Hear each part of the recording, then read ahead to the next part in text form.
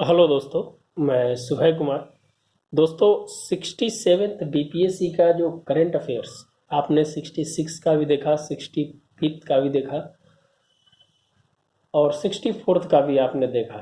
तो current affairs आपको बहुत ही निर्णायक रोल में है जो नज़र आ रहा है बीपीएससी के अंदर में। चाहे आप जीएस 1 की बात करें या जीएस 2 की बात करें या ऑप्शनल सब्जेक्ट में आप जो लिख रहे हैं उसमें भी है जो आपकी करंट की भूमिका को भी है जो देखा जा रहा है। क्योंकि मार्किंग जो कम हो रही है इसके पीछे कारण यही है कि कहीं ना कहीं है जो कंटेंट की कमी है जो दिखाई वहाँ पड़ती है। आप 4 पेज जो लिखने के चक्कर में कंटेंट को कहीं ना कहीं है जो रिलीज कर देते हैं और बहुत सारी बातों को है जो आप लिख देते हैं, तो समस्या आ रही है लगातार। 64, 65 एंड 66 मेंस के एग्जाम में है जो ये देखने को मिला है कि करंट अफेयर्स का रोल है जो ओवरऑल 50 से 60% तक पहुंच चुका है।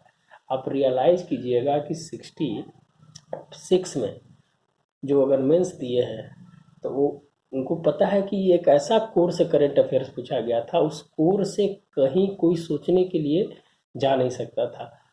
बताइए ना, हरित मोबाइल ऐप जिसका है जो मात्र छोटा सा सड़क राज्य मंत्रालय और पर्यावरण से रिलेटेड था, छोटा आर्टिकल में था, वो पूरा 38 नंबर का है, तो उसको आप लिखने के लिए आपके पास कंटेंट की ज़रूरत होगी। और कोई ज़रूरी नहीं है कि हरित मोबाइल ऐप जब लिख रहे हैं तो आप है जो वही कंटेंट को लिखें, नहीं। उसको आप ब्रॉड एरिया में जाइए, बहुत सारी बातें हैं जो उसमें है जो आप उसको ऐड करके लिख सकते थे। इंडिया यूरोपीय ये जो रिलेशनशिप जो पूछा गया था, इंडियन ईयू का, जो बहुत ही अनएक्सपेक्टेड क्वेश्चन इसको बोला जाता है। मैंने बहुत कम लड़के, मैंने 0.1% लड़के हैं जो इंडिया यूरोपियन को किए होंगे, मुझे जहाँ तक जानकारी है। फिर ब्रिक्स जैसे क्वेश्चंस हैं, फिर जो स्पेस से क्वेश्चन पूछे गए थे, तो कहीं ना कहीं है जो अंडर द बॉल में आकर है जो क्वेश्चन की पूछने की कोशिश कर रहा है, दीवार के पीछे जाकर है जो क्वेश्चन पूछने की कोशिश कर रहा है, तो आपको वहां तक पहुंचने की कोशिश है। और जो चर्चित मुद्दे हैं उस चर्चित मुद्दे के बारे में भी है जो आप जानकारी रखें, ताकि अगर आपको वहां पर कंटेंट को ऐड करने की बात हो तो आप वहाँ ऐड कर सकते हैं।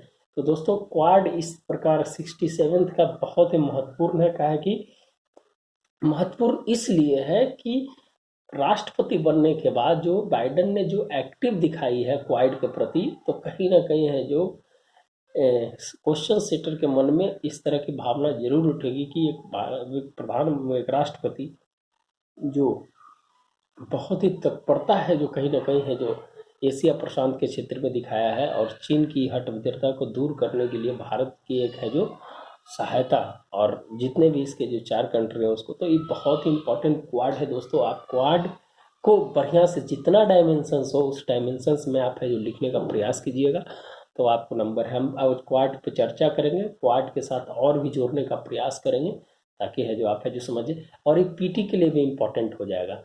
तो चलिए दोस्तों, हम आगे बढ़ते हैं। ये मेरा थोड़ा ओवरव्यू था, इसलिए मैं दे रहा था कि आप है जिसको समझने का। क्वाड क्वाड जो है दोस्तों, ये है जो चतुर्दास जो संगठन है, जो एशिया, दक्षिण एशिया या एशिया प्रशांत या हिंद प्रशांत को लेकर है जो America, Bharat, Japan and Australia के बीच में एक है जो गठबंधन हुआ है। और एक गठबंधन की जो रूपरेखा जो तय की गई थी, उसके है जो इतिहास है जो बहुत पीछे से की गई थी, उसके बारे में भी हम जानने का प्रयास करेंगे। थोड़ा इफेक्चुअल क्वेश्चन जो आपको पीटी में काम आ जाएगा। तो दोस्तों, क्वाड को पूर्व का नाटो या एशियाई नाटो भी कहा जाता है। ये आपके पीटी के लिए फैक्चुअल है, इसीलिए मैं इसको ऐड करके है जो आपको पढ़ाने का प्रयास करूंगा। नाटो की स्थापना 1949 में हुई थी, और इसमें वर्तमान है जो 30 देश हैं, और अंतिम देश है जो नॉर्थ मेसिडोनिया है। दोस्तों, ये है जो फैक्चुअल है जो आपको पीटी के लिए काम करेगा। आप है जो इसको देखिए, अभी नाटो की जो बैठक जो हुई थी, जिसमें है जो यूरोपीय दौरा था जो बाइडन का, उस बाइडन में है जो नाटो का भी है जो उसमें है जो उसकी मीटिंग हुई थी जो ब्रुसेल्स में हुई थी, तो कहीं ना कहीं है जो वो भी है जो आपको इम्पोर्टेंट है। तो वो जो तीनों यात्रा जो था जो बाइडन के, जिसमें G7 के था, और एक रसिया जो राष्ट्रपति थे व्लादिमीर पुतिन के साथ, और नाटो का एक कहाँ कहाँ हुआ था, आप है जो कमेंट बॉक्स में लिख कर दिखाइए और बताइए कि है जो हम जरूर है जो इससे परिचित है। तो यह जो कुछ क्वाड से रिलेटेड था दोस्तों जो हम बता दिए। पूर्व का नाटो या एशियाई नाटो इसका नाम है जो इसको है जो दिया गया है। आगे बढ़ते हैं दोस्तों। इसके प्रारंभिक चरण की हम जब बात करें तो प्रारंभिक चरण इसकी जो स्टार्ट हुई थी 2004 में हुई थी। और 2004 में जब जानते हैं कि हिंद महासागर में जब आई थी सुनामी, तो सुनामी के बाद जो भी सहायता प्रदान करने के लिए जो देश आए थे उसमें भारत, जापान, अमेरिका और ऑस्ट्रेलिया ये है दोस्तों बहुत है जो उस सुनामी के बाद है जो ये आग बढ़ चढ़ कर है जो इस क्षेत्र में है जो हिस्सा लिए थे।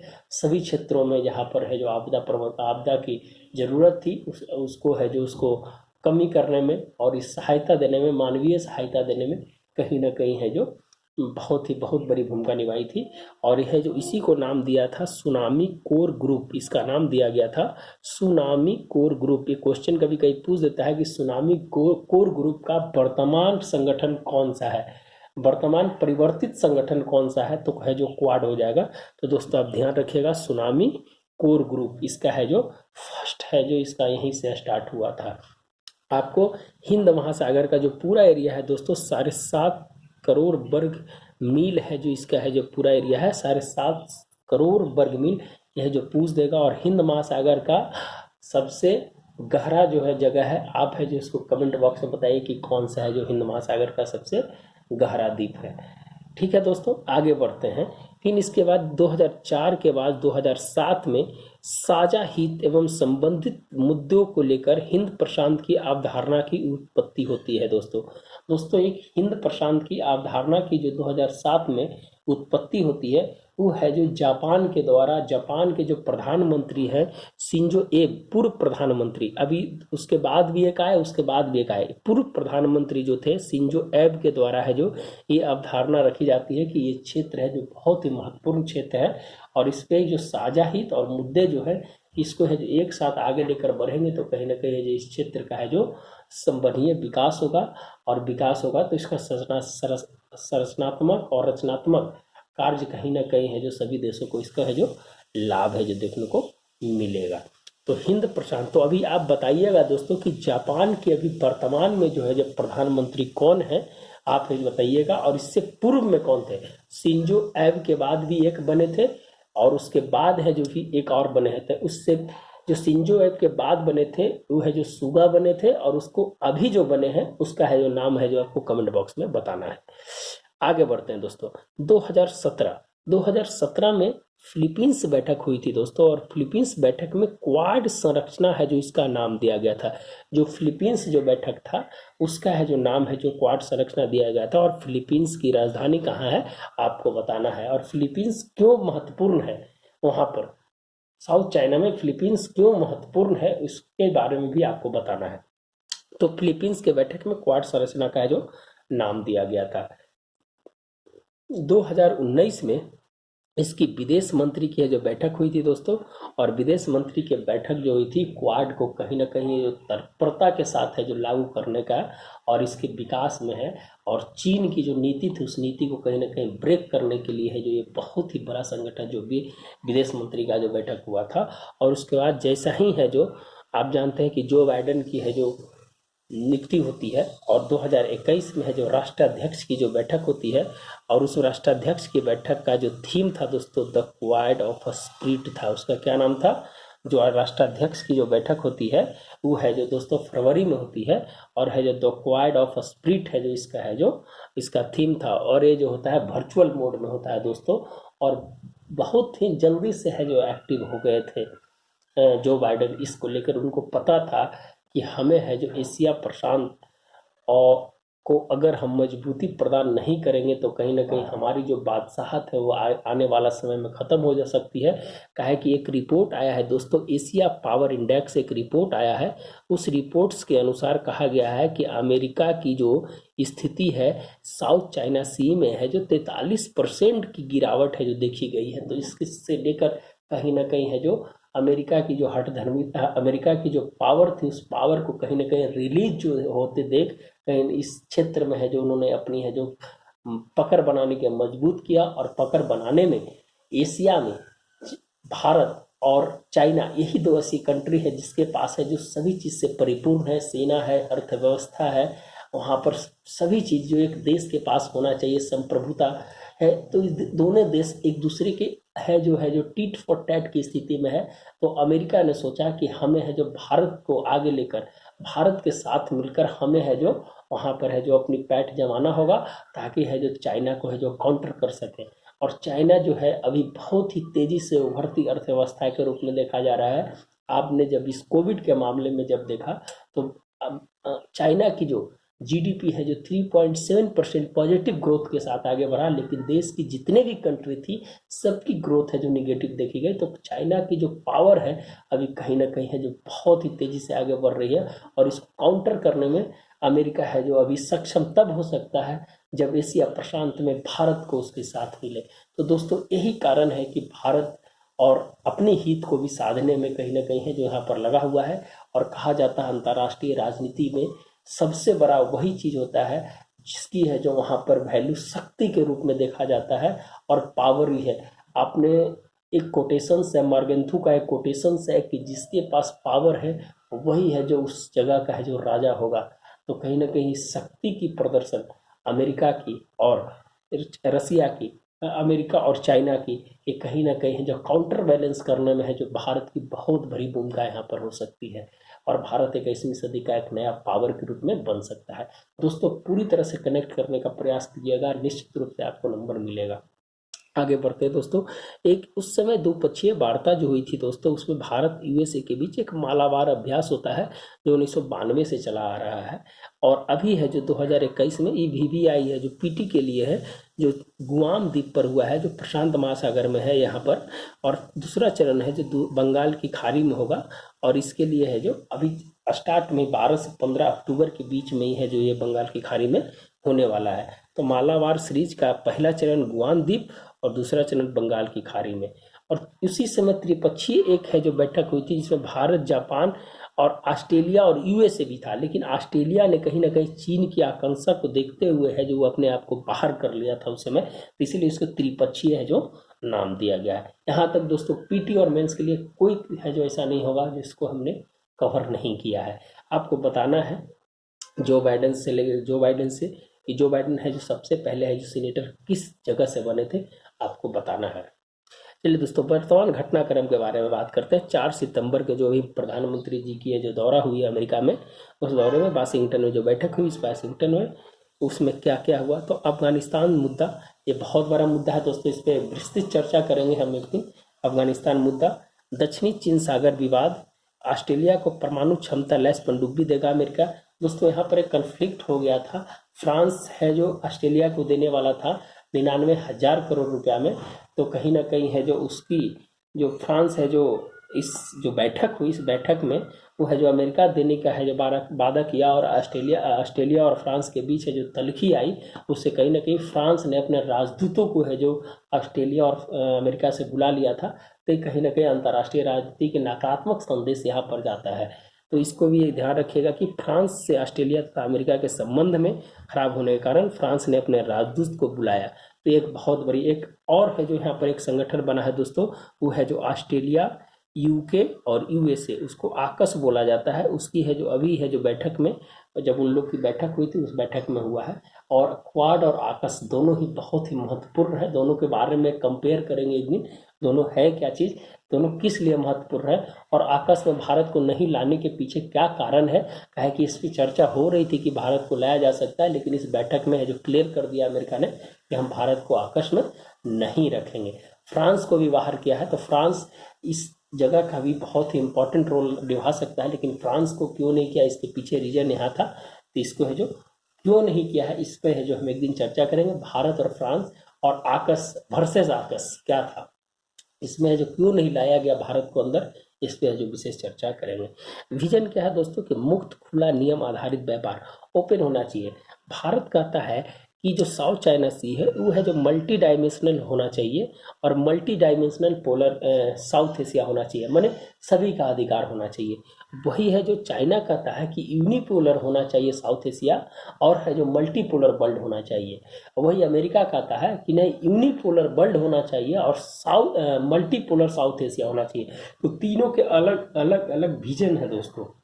और अंतर्राष्ट्रीय रिलेशंस में जब आप लिखिएगा तो यही रीजन्स कहीं ना कहीं है आपको नंबर उठाने का है जो वहाँ पर मादा रखता है। आप इस चीज़ को रखिएगा कि क्या है जो सोचता है।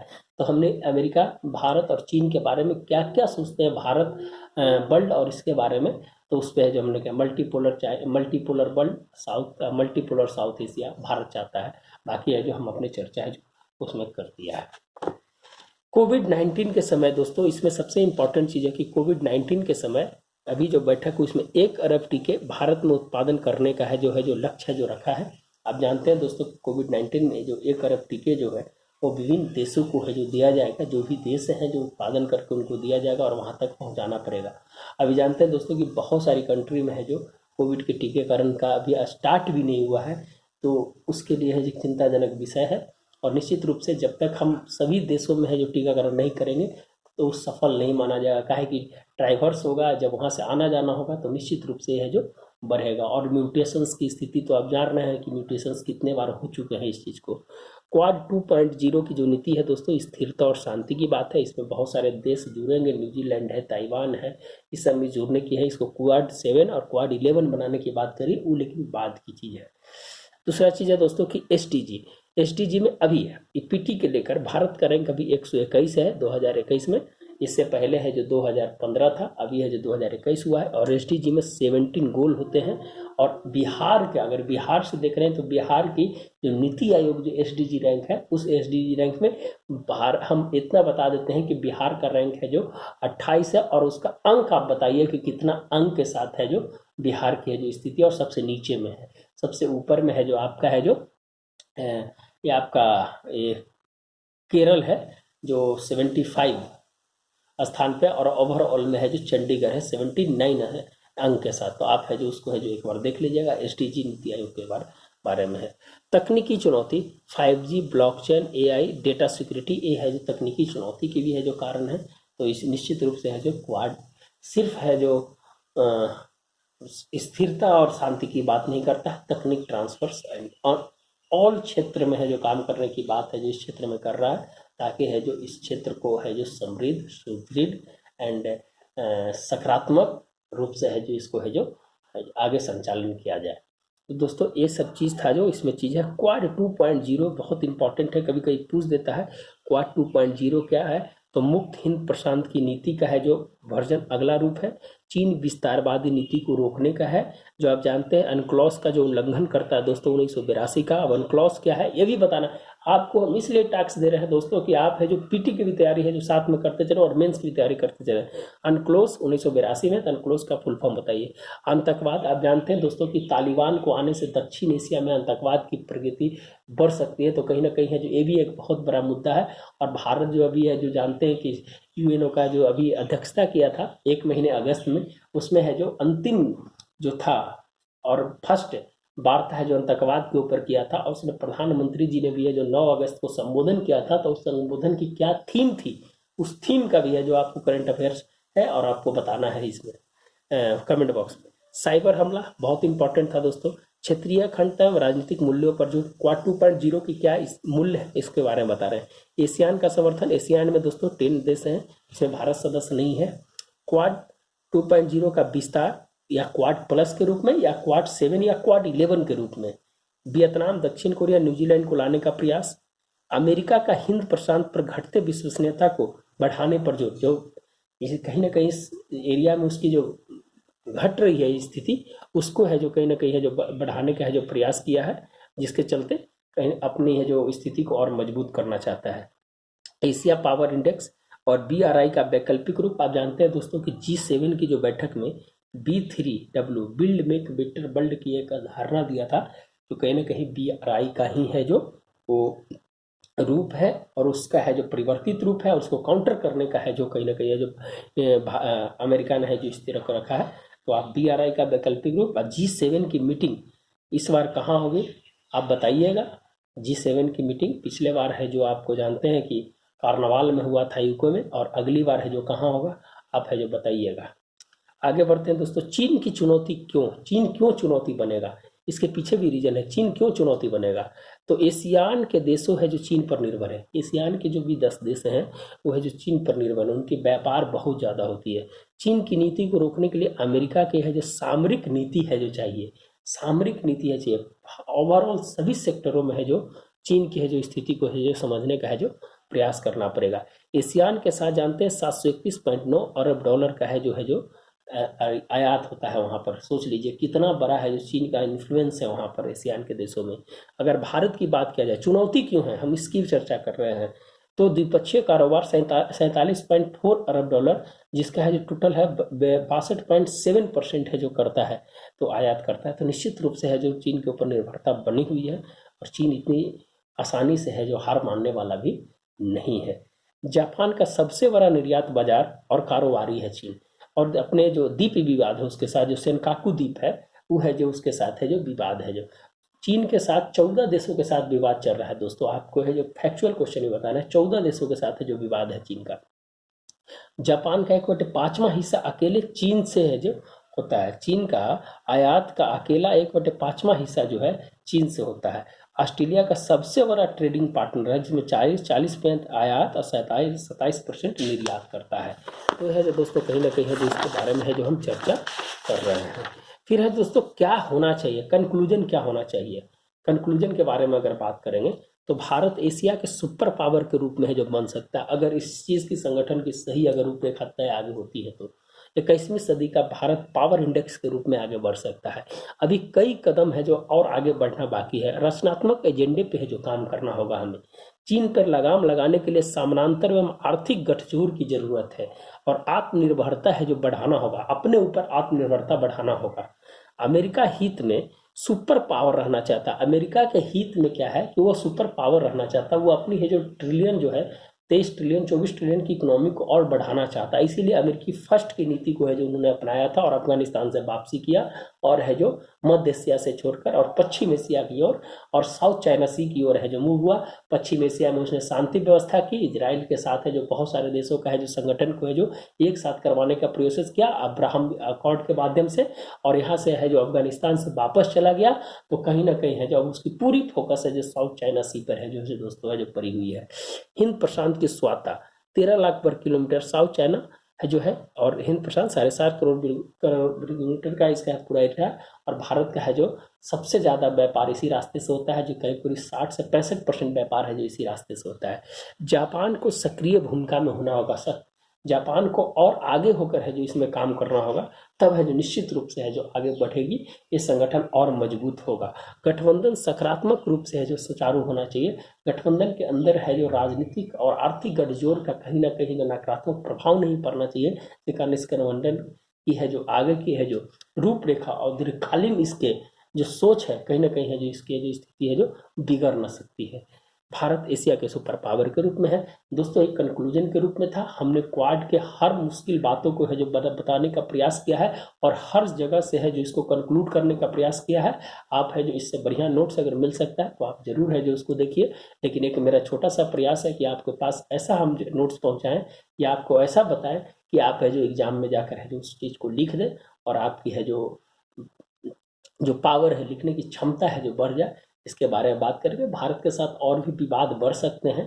भारत के साथ है जो उन्होंने जो चीन की जो BRI नीति है उस नीति का विरोध करता है भारत, तो भारत के साथ और बढ़ेंगे। जो 10 ऐसे कंट्री है जिनका GDP का है जो 50% से ऊपर है जो चीन के कर्ज में फंस गया है, जिससे आप है जो बहुत सारे देश है जो आप यूरोपियन कंट्री अफ्रीकन कंट्री की बात करेंगे, या मैं पाकिस्तान की बात करेंगे, या चाहे श्रीलंका की बात करेंगे, तो बहुत सारी कंट्री है जो कहीं ना कहीं अपने GDP का 50 से 60% है जो फंस चुका है। तो 10 ऐसे देश हैं, तो भारत को इस चीज़ को भी रोकना है कि भारत एक जिम्मेदार है जो एशिया के है जो सबसे पावरफुल कंट्री के रूप में है जो माना जाता है। तो बहुत सारे रिलेशंस को जोड़कर है जो आप देख सकते हैं। दोस्तों इसी बातों के साथ हम अगले वीडियो में नेक्स्ट वीडियो में हम मिल लेते हैं, और अगर कुछ गलत हो गया होगा तो मानवीय भूल है, आप उसको माफ़ कर दीजिएगा, और उस कमेंट बॉक्स में लिख कर है जो आप बताइएगा कि आपने सर यहाँ गलत बताया है। अगर अच्छा लगे तो निश्चित रूप से आप लोगों के बीच शेयर करें, ताकि मेरा मनोबल बढ़े, और अगले फिर किसी वीडियो को लेकर मैं आपके साथ आऊँगा। धन्यवाद दोस्तों, मिलते हैं नए वीडियो के साथ। Have a nice day.